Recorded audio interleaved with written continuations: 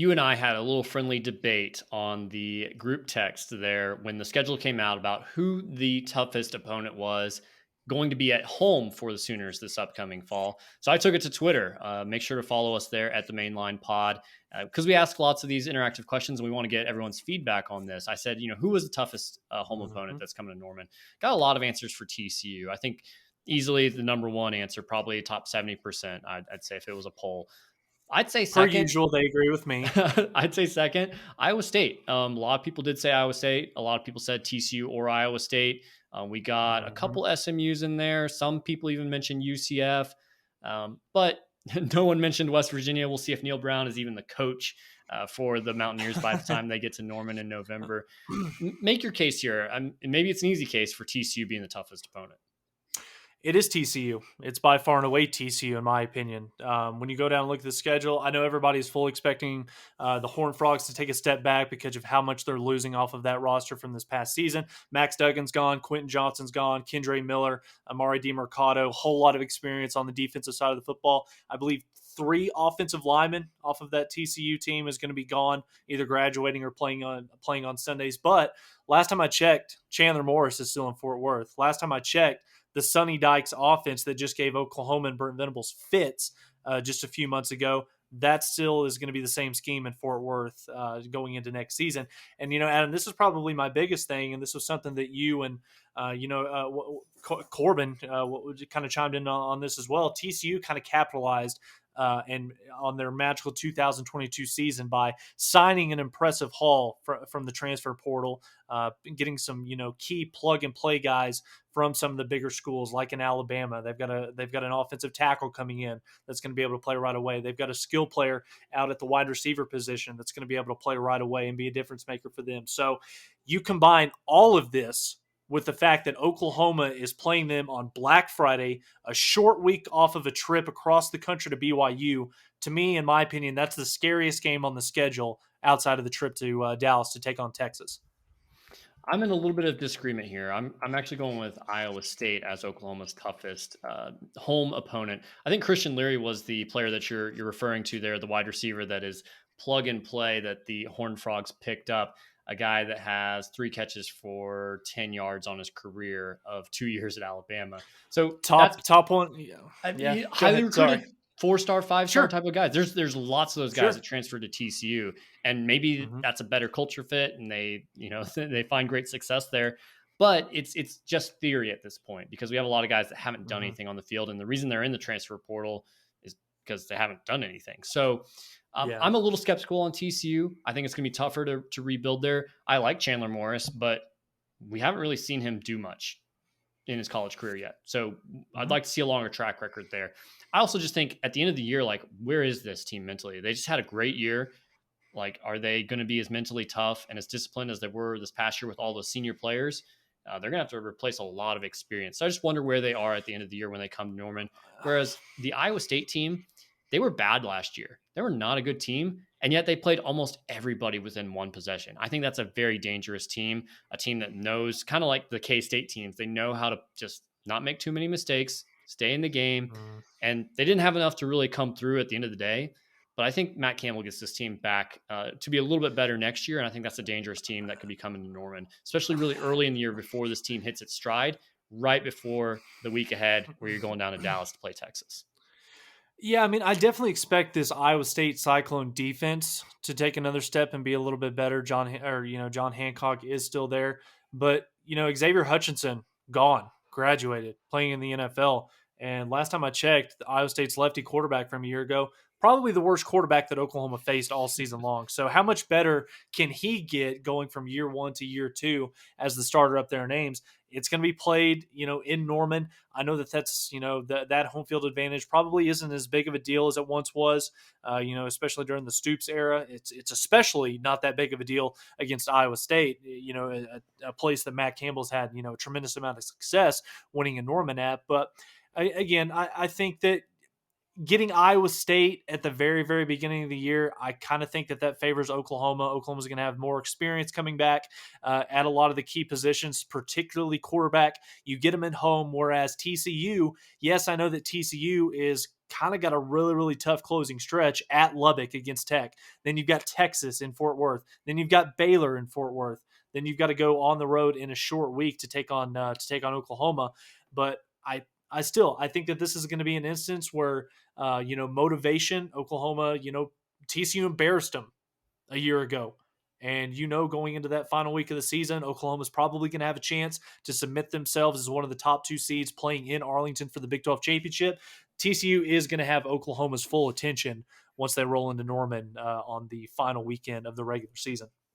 Are we overlooking SMU or UCF in this particular discussion? SMU, a team that has used that method that Sonny Dykes is using at TCU to bring former Dallas players back to the program.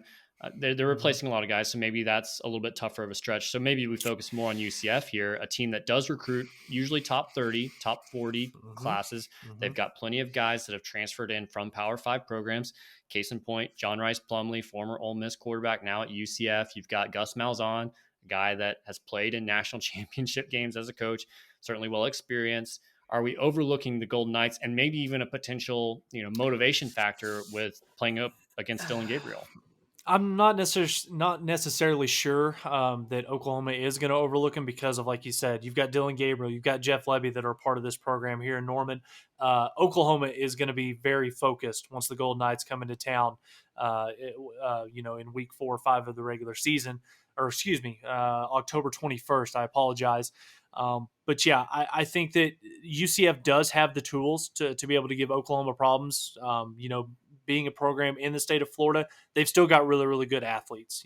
They're not necessarily going to be guys like you see at a Florida State or like you see at a Florida or a Clemson or things like that. But last time I checked, state of Florida, one of the best outputs of high school talent in the country, at all different classifications of Florida high school football. So there's going to be some athletes flying all over the field, but I think that Oklahoma, I expect them to take care of UCF. We'll say 7 to 10 points at least. So what was the first part of your question? I guess I was throwing SMU in there as well, but I think UCF is definitely one. Yeah, I would be more worried about SMU if Tanner Mordecai was not at Wisconsin right now. Definitely, so I agree. That's kind of where I stand on that. I agree, but I think it's a good early season test for Oklahoma. Yes, I think it'll stretch OU. We'll dive in a little bit closer when we get to that game. So now we've seen the entire schedule. We know who's going to be on the roster for the most part. There's probably going to be maybe a guy here or there that transfers after the spring, or maybe like one piece that transfers in after that. So we pretty much know everything about what's, in front of this team going forward in 2023. I think the general consensus, and tell me if I'm wrong, I'm putting you in this camp here. The general consensus here was that this team is probably 9-3 going into 2023. Now that we know the schedule, what are your expectations record-wise for the Sooners? I see 9-3 or 10-2. I think that this is going to be an instance where it's same shit, different year. It all kind of hinges on the second week of October once OU goes down to take on Texas in the Cotton Bowl. I think that looking at this schedule, Adam, Arkansas State, SMU, at Tulsa, at Cincinnati, Iowa State. Oklahoma is going to be pretty heavily favored, I feel like, in all 5 of those games. So if you can figure out a way to go 5-0 in that one, in that stretch, Texas we'll say Oklahoma loses. Just worst case scenario, Oklahoma's 5-1 coming out of that game. You've got your bye week, lick your wounds, heal up a little bit. UCF at Kansas, at Oklahoma State. Adam, is it too far out on a limb to say that at Kansas is probably the most daunting of those three opponents, with Kansas's quarterback returning for another year? Figure out a way to go 3-0 in that stretch, and then you close things out. West Virginia at home, I'll count that as a win.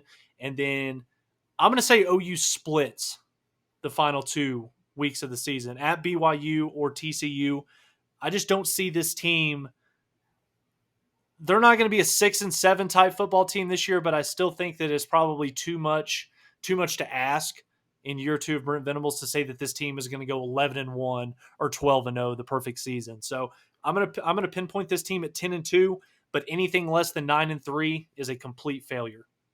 Okay, so you're going losses to Texas and then a loss between either BYU or TCU.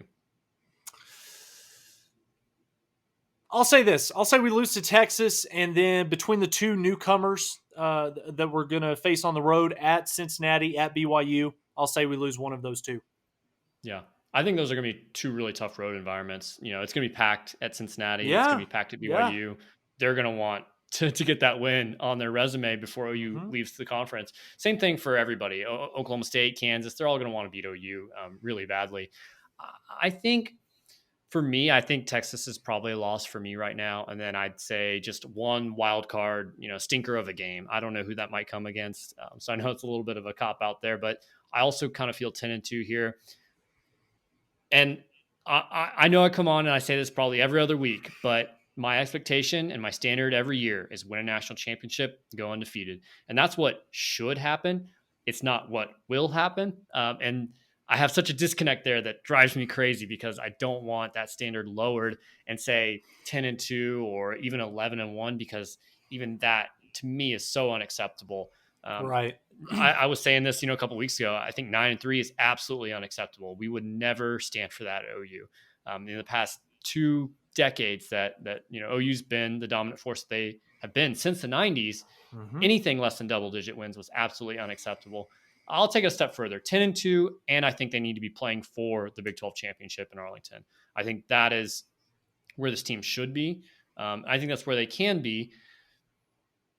I guess it kind of depends on how you look at things. Was last year, was it just so bad, or was it the fact that they played in so many close games and they were 1 or 2 plays away, and that's a small change to get Yeah. there in year 2 of Venables' defense, in year 2 Hmm. of Levy's offense, in year 2 of Venables knowing the transfer portal better and how to get the actual guys that are going to be difference makers, of him Sure. getting his recruits in there, of which I said in the middle of the year is definitely not an excuse. There's talent across the board on the Sooners roster. Hmm. A lot of it is Brent Venables guys at this point. So You, I think 10 and if you're, 2 is absolutely bare minimum.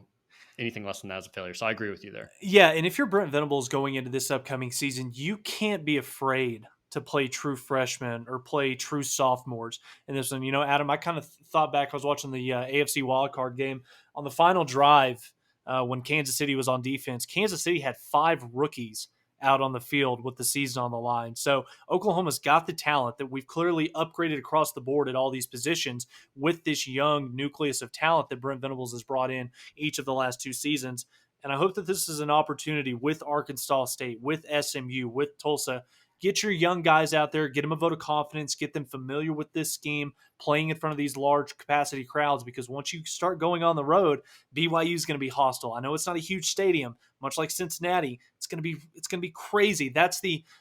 We've talked about it for every year since, I don't know what, since Oklahoma's been a football program since the 50s, 60s, 70s. When Oklahoma comes into town, that is the biggest game on the opponent's schedule for the regular season. So Oklahoma's going to have to figure out a way, get familiar this season, especially on the offensive line early in September, and figure out a way to start out the season 4-1, 5-0, and go into Texas expecting a dogfight.